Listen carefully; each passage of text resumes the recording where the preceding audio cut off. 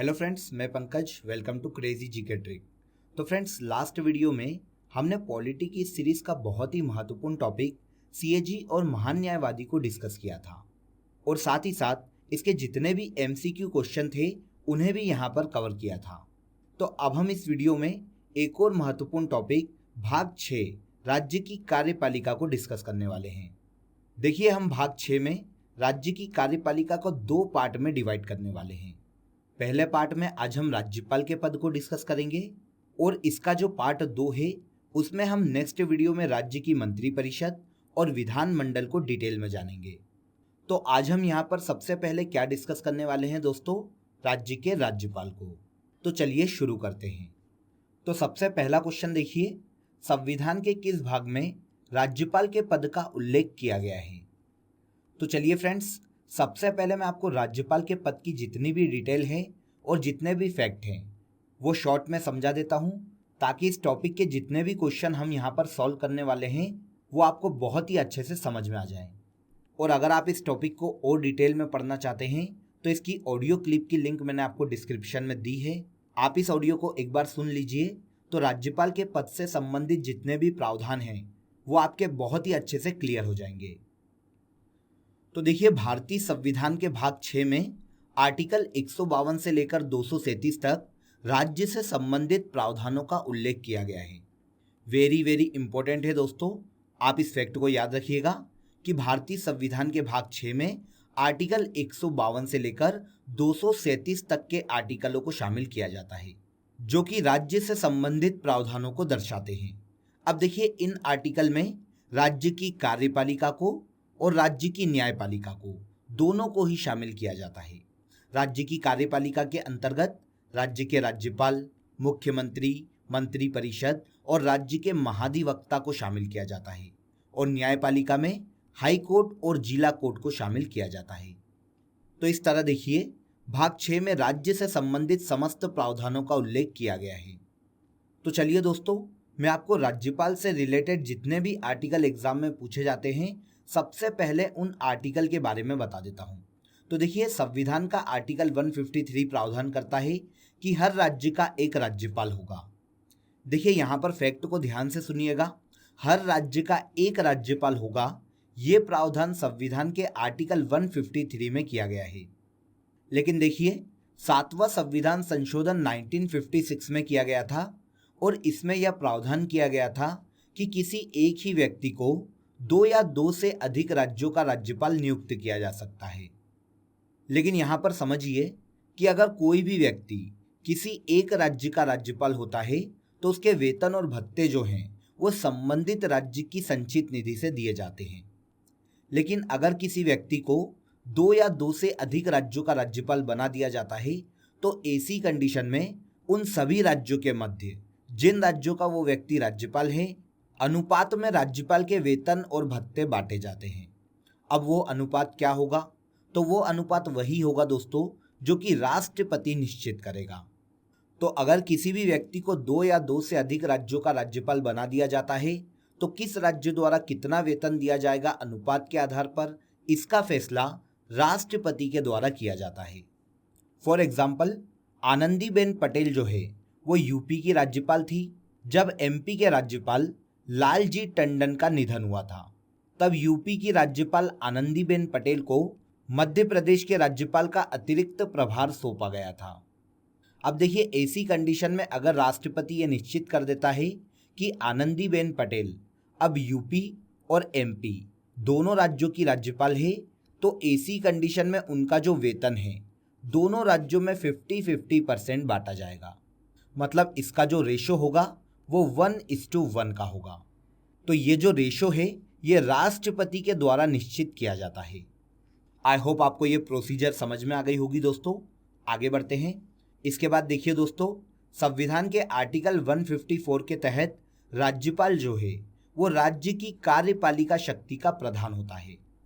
लेकिन याद रखिएगा, जिस प्रकार केंद्र में राष्ट्रपति संघ की कार्यपालिका शक्ति का केवल नाम मात्र का प्रधान है, उसी प्रकार राज्य में राज्यपाल भी राज्य की कार्यपालिका शक्ति का नाम मात्र का प्रधान होता है, जबकि वास्तविक शक्तियां जो हैं वो राज्य में मुख्यमंत्री और उसकी मंत्री परिषद के हाथों में दी गई है। ओके, इसके बाद आर्टिकल 155 में राज्यपाल की नियुक्ति का प्रावधान किया गया है। देखिए, भारत में राज्यों के राज्यपाल न तो जनता द्वारा सीधे चुने जाते हैं और न ही अप्रत्यक्ष संवैधानिक प्रक्रिया द्वारा इनका चुनाव होता है, बल्कि देखिए राज्य में राज्यपाल की नियुक्ति राष्ट्रपति के द्वारा की जाती है। वेरी वेरी इंपॉर्टेंट फैक्ट है, इसे आप हमेशा याद रखिएगा। राज्यों में राज्यपाल की नियुक्ति राष्ट्रपति के द्वारा की जाती है और राज्यपाल राष्ट्रपति के प्रसाद पर्यंत ही अपने पद पर बना रहता है। भारत के संविधान में राज्यपाल को उनके पद से हटाने के लिए कोई भी प्रक्रिया का उल्लेख नहीं किया गया है। इसीलिए राज्यपाल जो है वो राष्ट्रपति के प्रसाद पर्यंत अपने पद पर बने रहते हैं। जब राष्ट्रपति चाहे राज्यपाल की नियुक्ति कर सकता है और जब राष्ट्रपति चाहे राज्यपाल को उनके पद से हटा सकता है। लेकिन यहाँ पर एक महत्वपूर्ण चीज को याद रखिएगा कि राष्ट्रपति ये जो निर्णय है वो मंत्री परिषद की सिफारिश पर ही ले सकता है। ओके, इसके बाद आता है आर्टिकल 156, जिसमें राज्यपाल के कार्यकाल का उल्लेख किया गया है। देखिए, भारतीय संविधान के अनुसार सामान्यतः राज्यपाल का जो कार्यकाल है वो 5 वर्ष तक का रहता है, लेकिन क्योंकि राज्यपाल राष्ट्रपति के प्रसाद पर्यंत अपने पद पर रहता है तो इसे 5 वर्ष के पहले भी कभी भी हटाया जा सकता है। और अगर राज्यपाल चाहे तो अपना इस्तीफा राष्ट्रपति को सौंपकर अपना पद भी छोड़ सकता है। आर्टिकल 157 में राज्यपाल पद के लिए योग्यताओं का उल्लेख किया गया है। संविधान के आर्टिकल 157 में यह बताया गया है कि अगर किसी भी व्यक्ति को राज्यपाल नियुक्त किया जाना है तो उसके लिए किसी भी व्यक्ति में क्या क्या योग्यताएं होनी चाहिए। तो देखिए, बहुत ही सिंपल योग्यताएं हैं। किसी भी व्यक्ति को अगर राज्यपाल नियुक्त किया जाना है तो जरूरी है कि वो भारत का नागरिक हो, 35 वर्ष की आयु पूरी कर चुका हो और पागल या दिवालिया ना हो। अगर कोई भी व्यक्ति इन 3 कंडीशन को पूरी कर लेता है तो वो भारत में किसी भी राज्य का राज्यपाल बनने की योग्यता पूरी कर लेता है। इसके बाद देखिए, संविधान के आर्टिकल 159 में राज्यपाल के पद की शपथ का उल्लेख किया गया है। संविधान का अनुच्छेद 159 यह प्रावधान करता है कि राज्यपाल को उनके पद की शपथ संबंधित राज्य के हाईकोर्ट के मुख्य न्यायाधीश दिलवाते हैं। तो राज्य के हाईकोर्ट का जो मुख्य न्यायाधीश है दोस्तों, वही राज्यपाल को उनके पद की शपथ दिलवाता है। अब देखिए, आपके दिमाग में क्वेश्चन आ रहा होगा कि राज्य में राज्यपाल के आखिर काम क्या क्या होते हैं। तो देखिए दोस्तों, राज्यपाल जो है वो राज्य में मुख्यमंत्री और उसकी मंत्री परिषद की नियुक्ति करता है। इसके अलावा राज्य में महाधिवक्ता की नियुक्ति करने का कार्य भी राज्यपाल को ही सौंपा गया है। संविधान के आर्टिकल 161 में राज्यपाल को क्षमादान की शक्तियां भी दी गई है।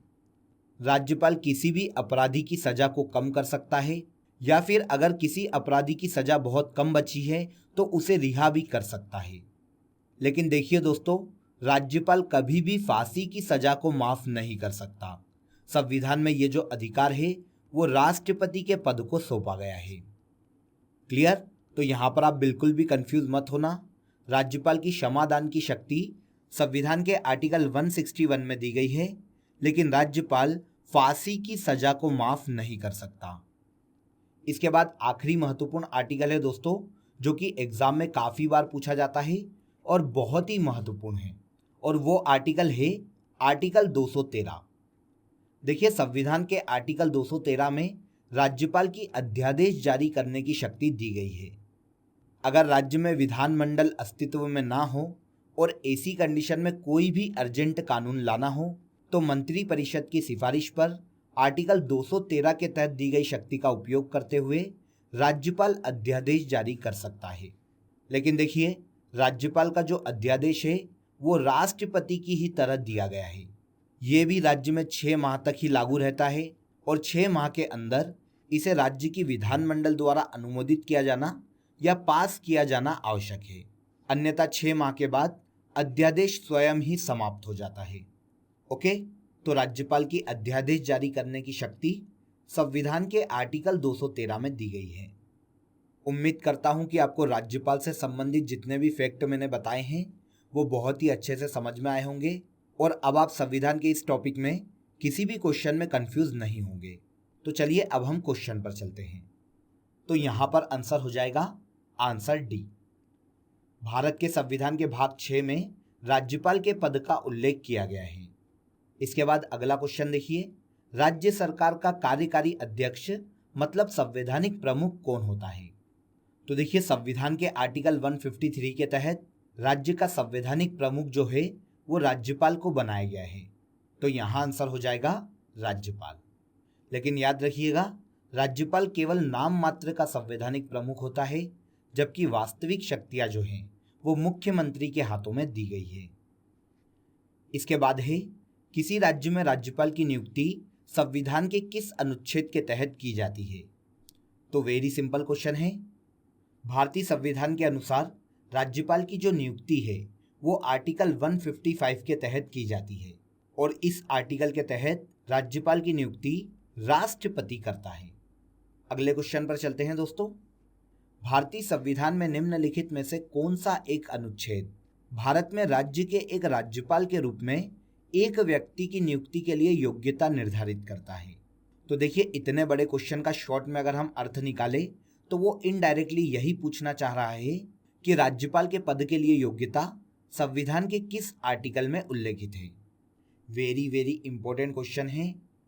भारतीय संविधान के आर्टिकल 157 में राज्यपाल पद के लिए योग्यता का उल्लेख किया गया है। तो आंसर हो जाएगा आंसर बी। इसके बाद नेक्स्ट क्वेश्चन देखिए, भारत के एक राज्य के राज्यपाल से संबंधित निम्न कथनों पर ध्यान दीजिए। तो देखिए, ये क्वेश्चन मल्टीपल चॉइस में आपसे पूछा गया है। यहाँ पर आपको 4 कथन दिए गए हैं और आपको बताना है कि इनमें से कौन से कथन सही हैं। तो पहला कथन देखिए, उसे जन्म से भारत का नागरिक होना चाहिए। तो ये कथन यहाँ पर बिल्कुल गलत है, क्योंकि भारतीय संविधान में केवल इतना उल्लेख किया गया है कि राज्यपाल चुने जाने के लिए भारत का नागरिक होना अनिवार्य है, लेकिन वो जन्म से होना चाहिए, इसका कोई भी प्रावधान देखने को नहीं मिलता। उसकी आयु कम से कम 35 वर्ष होनी चाहिए, बिल्कुल सही। उसमें लोकसभा का सदस्य होने की योग्यता होनी चाहिए, ये पॉइंट भी यहाँ पर गलत है। वह एक से अधिक राज्यों का राज्यपाल हो सकता है, तो ये कथन यहाँ पर सही है। तो कथन 2 और कथन 4 यहाँ पर सही है। तो आंसर हो जाएगा आंसर डी। आगे बढ़ते हैं। निम्नलिखित में से कौन राज्यपाल को पद की शपथ ग्रहण करवाता है? तो ये भी एक महत्वपूर्ण क्वेश्चन है। राज्यपाल को उनके पद की शपथ उच्च न्यायालय के न्यायाधीश के द्वारा दिलवाई जाती है। तो आंसर सी। अगला क्वेश्चन फिर से मल्टीपल चॉइस में पूछा गया है। निम्नलिखित कथनों पर विचार कीजिए। तो आइए सबसे पहले कथन देख लेते हैं। किसी राज्य के राज्यपाल के विरुद्ध उसकी पदावधि के दौरान किसी न्यायालय में कोई दंडिक कार्रवाई संस्थित नहीं की जाएगी। तो ये बिल्कुल सही है। अगर कोई भी व्यक्ति किसी भी राज्य के राज्यपाल के पद पर है तो पद पर रहते हुए किसी भी न्यायालय में उस पर मुकदमा नहीं चलाया जा सकता। इसके बाद देखिए, किसी राज्य के राज्यपाल की परिलब्धियां और भत्ते उसकी पदावधि के दौरान कम नहीं किए जाएंगे। तो ये भी बिल्कुल सही है। तो यहाँ पर दोनों ही कथन बिल्कुल सही है। देखिए, अगर कोई भी व्यक्ति किसी राज्य का राज्यपाल है तो उस पर आपराधिक मुकदमा नहीं चलाया जा सकता जब तक कि वो अपने पद पर बना हुआ है। और अगर कोई व्यक्ति राज्यपाल बन जाता है तो उसके कार्य अवधि के दौरान उसके वेतन और भत्तों में कोई कटौती नहीं की जा सकती। ओके, अगले क्वेश्चन पर चलते हैं। जब एक ही व्यक्ति को 2 या अधिक राज्यों का राज्यपाल नियुक्त किया जाता है तो उस राज्यपाल को संदेह उपलब्धियां और भत्ते होंगे। तो देखिए, अगर किसी भी एक व्यक्ति को 2 से अधिक राज्यों का राज्यपाल बना दिया जाता है तो उसके वेतन और भत्ते जो हैं वो राज्यों के बीच ऐसे अनुपात में आवंटित किए जाते हैं जैसा कि राष्ट्रपति आदेश द्वारा अवधारित करता है। तो आंसर हो जाएगा आंसर डी। अगला क्वेश्चन है, भारतीय संविधान के निम्नलिखित में से कौन सा अनुच्छेद राज्यपाल को अध्यादेश जारी करने की शक्ति प्रदान करता है? इस क्वेश्चन को आप नोट कर लीजिएगा दोस्तों। ये क्वेश्चन बहुत सारी एग्जाम में बार बार पूछा गया है। राज्यपाल को अध्यादेश जारी करने की जो शक्ति है वो आर्टिकल 213 के तहत दी गई है। तो आंसर हो जाएगा आर्टिकल 213। किसी राज्य के राज्यपाल द्वारा जारी ऑर्डिनेंस का अनुमोदन होना आवश्यक है। अगर कोई भी राज्यपाल अध्यादेश जारी करता है तो उसे 6 माह के अंतर्गत राज्य की विधायिका द्वारा अनुमोदित होना चाहिए। तो आंसर बी। अगले क्वेश्चन पर चलते हैं। किसी राज्य के गवर्नर के संबंध में निम्न कथनों पर विचार कीजिए।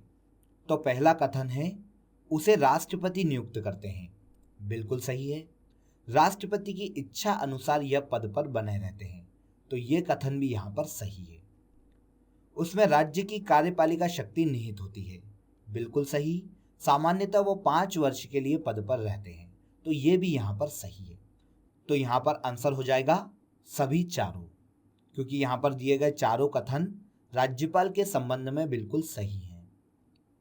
इसके बाद नेक्स्ट क्वेश्चन पर आते हैं। निम्नलिखित में से कौन राज्यपाल की नियुक्ति करता है? बहुत ही सिंपल क्वेश्चन है और आप सभी को इसका आंसर पता चल भी गया होगा। राज्यपाल की नियुक्ति राष्ट्रपति के द्वारा की जाती है। तो आंसर डी। अगला क्वेश्चन है, राज्यपालों के संदर्भ में निम्न में से कौन सा एक कथन सही नहीं है?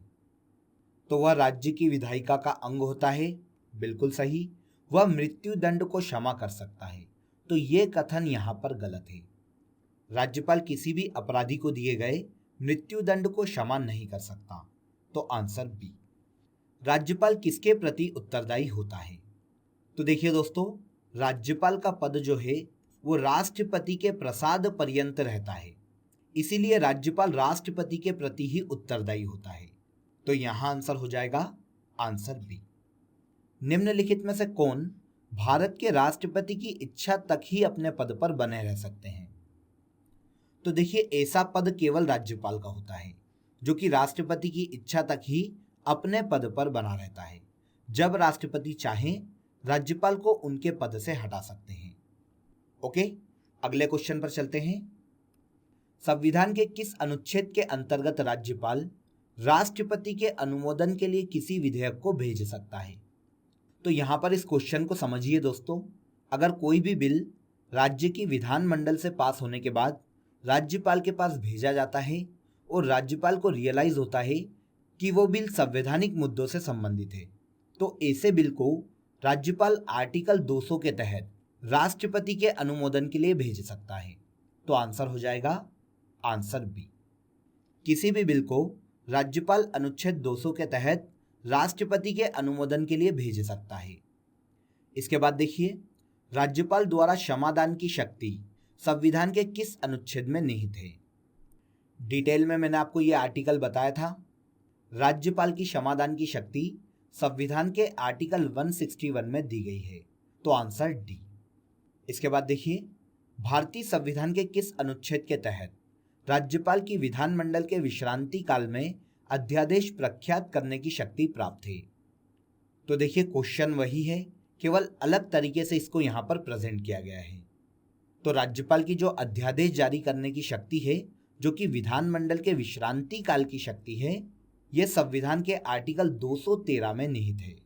तो आंसर हो जाएगा आर्टिकल 213। आगे है, निम्नलिखित कथनों पर विचार कीजिए और नीचे दिए गए कूट से अपना उत्तर बताइए। तो कथन देखिए दोस्तों, राज्यपाल को उच्च न्यायालय के न्यायाधीश की नियुक्ति का अधिकार नहीं है। तो ये कथन बिल्कुल सही है। वह विधानमंडल का हिस्सा नहीं है। ये कथन गलत है। उन्हें विधान परिषद में कुछ सदस्यों को मनोनीत करने का अधिकार है। ये सही है। उसके पास कोई न्यायिक शक्ति नहीं है। तो ये कथन बिल्कुल गलत है। तो यहाँ पर कथन 1 और कथन 3 बिल्कुल सही है। राज्यपाल जो है वो राज्य विधानमंडल का अभिन्न अंग माना जाता है, क्योंकि बिना उसकी साइन के कोई भी बिल कानून नहीं बनाया जा सकता। और भारतीय संविधान के आर्टिकल 161 में राज्यपाल को क्षमादान की शक्ति दी गई है। क्लियर? इसके बाद देखिए, निम्न में से किसकी नियुक्ति राज्य का राज्यपाल नहीं करता? तो राज्य का राज्यपाल मुख्यमंत्री की नियुक्ति करता है, राज्य लोक सेवा आयोग के सदस्य और अध्यक्ष की नियुक्ति करता है, और महाधिवक्ता जिसे एडवोकेट जनरल कहा जाता है, इसकी नियुक्ति भी राज्यपाल द्वारा की जाती है। लेकिन उच्च न्यायालय के न्यायाधीशों की नियुक्ति भारत में राष्ट्रपति के द्वारा की जाती है। तो आंसर हो जाएगा आंसर सी। हाई कोर्ट के जजों की नियुक्ति राज्यपाल के द्वारा नहीं की जाती। अगला क्वेश्चन है, किसी भारतीय राज्य के राज्यपाल से संबंधित निम्नलिखित कथनों में से कौन सा कथन सत्य नहीं है? तो वह भारत के राष्ट्रपति के द्वारा नियुक्त किया जाता है, बिल्कुल सही। वह एक से अधिक राज्यों का राज्यपाल हो सकता है, बिल्कुल सही। वह 5 वर्ष तक अपने पद पर रहता है, तो ये भी बिल्कुल सही है। यदि संबंधित राज्य की व्यवस्थापिका उसे पद से हटाए जाने का प्रस्ताव स्वीकार करती है, तो वह पदावधि के पूर्व भी पदमुक्त किया जा सकता है। तो ये जो कथन है ये बिल्कुल गलत है। राज्यपाल को केवल राष्ट्रपति के द्वारा ही हटाया जा सकता है और राष्ट्रपति के द्वारा केवल मंत्री परिषद की सिफारिश पर ही राज्यपाल को उनके पद से हटाया जाएगा। राज्यपाल को अपने पद से हटाने में व्यवस्थापिका का कोई भी रोल नहीं है। तो आंसर हो जाएगा आंसर डी। इसके बाद देखिए, भारत के संविधान में निम्नलिखित में से किसके विरुद्ध अभियोग चलाए जाने का प्रावधान नहीं है? ये एक बहुत ही अच्छा क्वेश्चन है और बहुत ही महत्वपूर्ण क्वेश्चन है। आप सभी जानते हैं कि राज्य के जो राज्यपाल हैं इनको महाभियोग द्वारा हटाने का कोई प्रावधान नहीं है। तो आंसर बी। निम्नलिखित में से कौन स्वतंत्र भारत के किसी राज्य की सर्वप्रथम महिला राज्यपाल बनी है? यह सेंट्रल की अधिकतर एग्जाम में क्वेश्चन पूछा जाता है, तो आप इस क्वेश्चन को यहां पर नोट कर लीजिएगा दोस्तों। सरोजिनी नायडू भारत की पहली महिला राज्यपाल है जो कि 1947 से लेकर 1949 तक उत्तर प्रदेश राज्य की राज्यपाल रही है। तो आंसर हो जाएगा आंसर ए। सरोजिनी नायडू को 1947 में यूपी का राज्यपाल बनाया गया था और यह भारत के किसी भी राज्य की पहली महिला राज्यपाल है। अगले क्वेश्चन पर चलते हैं। निम्नलिखित कथनों में से कौन सा एक सही है? तो पहला कथन देखिए, भारत में एक ही व्यक्ति को एक ही समय में 2 या अधिक राज्यों का राज्यपाल नियुक्त नहीं किया जा सकता, बिल्कुल गलत। भारत में राज्यों के उच्च न्यायालय के न्यायाधीश राज्य के राज्यपाल द्वारा नियुक्त किए जाते हैं। तो ये कथन भी यहाँ पर बिल्कुल गलत है। हमको आधी लाइन से ही समझ में आ गया कि राज्यपाल कभी भी उच्च न्यायालय के न्यायाधीशों की नियुक्ति नहीं करता। इसके बाद देखिए, भारत के संविधान में राज्यपाल को उनके पद से हटाने हेतु कोई भी प्रक्रिया अधिकथित नहीं है। तो यहाँ पर यह कथन बिल्कुल सही है। भारतीय संविधान में राज्यपाल को उनके पद से हटाने के लिए किसी भी प्रक्रिया का प्रावधान नहीं किया गया है। तो आंसर हो जाएगा आंसर सी। इसके बाद लास्ट क्वेश्चन देखिए, केंद्र शासित प्रदेश लद्दाख का प्रथम लेफ्टिनेंट गवर्नर किसे नियुक्त किया गया है? तो देखिए, लद्दाख के केंद्र शासित प्रदेश बनने के बाद इसके पहले उपराज्यपाल राधा कृष्ण माथुर को बनाया गया था, जो कि भारत के पूर्व मुख्य सूचना आयुक्त रह चुके हैं। तो यहां पर आंसर हो जाएगा राधा कृष्ण माथुर, जो कि लद्दाख के पहले लेफ्टिनेंट गवर्नर बनाए गए थे। क्लियर? तो देखा दोस्तों आपने, बहुत ही सिंपल फैक्ट और क्वेश्चन थे जो कि राज्यपालों से सभी एग्जाम में पूछे जाते हैं। इस वीडियो को अगर आपने ध्यान से देखा होगा तो आपका डेफिनेटली एक क्वेश्चन तो एग्जाम में पक्का हो जाएगा। तो फ्रेंड्स, अगर आपको ये वीडियो पसंद आया हो तो वीडियो को लाइक करें, शेयर करें और हमारे चैनल को सब्सक्राइब जरूर कर लें। आपसे नेक्स्ट वीडियो में फिर मुलाकात होगी। बने रहिए हमारे साथ। जय हिंद।